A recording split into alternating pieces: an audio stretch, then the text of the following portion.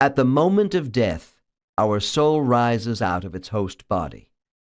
If the soul is older and has experience from many former lives, it knows immediately it has been set free and is going home.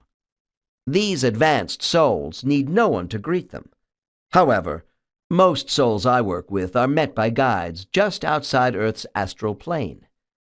A young soul, or a child who has died, may be a little disoriented until someone comes closer to ground level for them.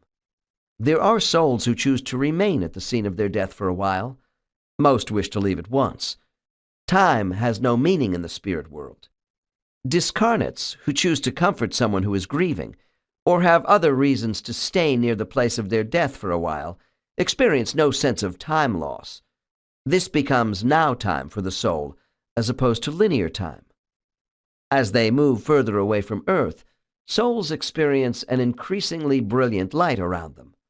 Some will briefly see a grayish darkness and will sense passing through a tunnel or portal.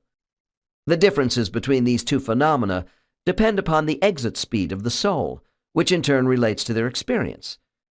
The pulling sensation from our guides may be gentle or forceful, depending upon the soul's maturity and capacity for rapid change. In the early stages of their exit, all souls encounter a wispy cloudiness around them that soon becomes clear, enabling them to look off into a vast distance. This is the moment when the average soul sees a ghostly form of energy coming toward them. This figure may be a loving soulmate or two, but more often than not, it is our guide. In circumstances where we are met by a spouse or friend who has passed on before us, our guide is also close by, so they can take over the transition process. In all my years of research, I have never had a single subject who was met by a major religious figure, such as Jesus or Buddha. Still, the loving essence of the great teachers from Earth is within the personal guides who are assigned to us. By the time souls become reoriented to the place they call home, their earthliness has changed. They are no longer quite human in the way we think of a human being, with a particular emotional, temperamental, and physical makeup. For instance, they don't grieve about their recent physical death in the way their loved ones will.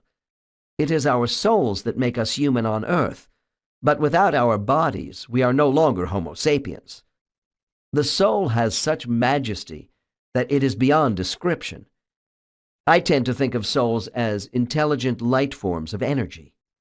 Right after death, souls suddenly feel different because they are no longer encumbered by a temporary host body with a brain and central nervous system. Some take longer to adjust than others.